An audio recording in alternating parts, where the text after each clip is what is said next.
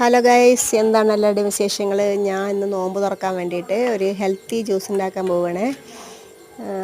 അതിന് വേണ്ടിയിട്ട് ഞാൻ 2 നേന്ത്രപ്പഴം എടുത്തിട്ടുണ്ട്. പഴുത്തത്, കുറച്ച് ഈത്തപ്പഴം കുരു കളഞ്ഞിട്ട് കഴുകിയിട്ട് അത് കുതിരാൻ വെച്ചിട്ടുണ്ട്. അതിപ്പോൾ നന്നായി കുതിർന്ന് കിട്ടിയിട്ടുണ്ട് കേട്ടോ. നല്ല സ്മൂത്തായിട്ട് വന്നിട്ടുണ്ട്.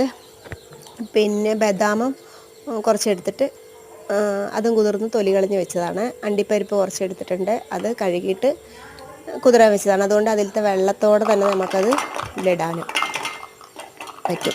പിന്നെ അപ്പോൾ ഇതിലേക്ക് വേണ്ടി ഞാൻ പഞ്ചസാരയോ തേനോ അങ്ങനെ മധുരത്തിന് വേണ്ടിയിട്ടൊന്നും ഇട്ടിട്ടില്ല. ഇത് ഈത്തപ്പഴവും നേന്ത്രപ്പഴമൊക്കെ മധുരമുള്ളതാണല്ലോ.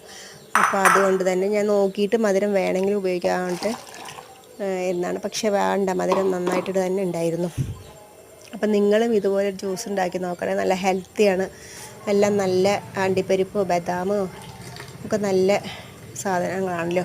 പിന്നെ ഇത് നല്ല തിക്കൻസിൽ അടിച്ച് കിട്ടിയിട്ടുണ്ട്. ഇനി നമുക്കിതിൽ കുറച്ച് തണുത്ത വെള്ളം കൂടെ ഒഴിച്ചിട്ട് നമ്മളതിൽ കുറച്ച് ലൂസാക്കി എടുത്തിട്ടുണ്ട്.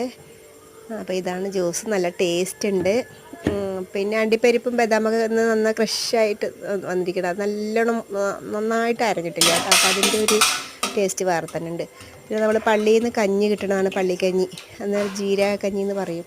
അത് നമ്മൾ എല്ലാ ദിവസവും പള്ളിയിൽ നിന്ന് വാങ്ങിച്ചിട്ട് വരും പിള്ളേർ. അപ്പോൾ അതും നോമ്പ് തുറക്കാൻ നമുക്കെല്ലാവർക്കും ഇഷ്ടമാണ്.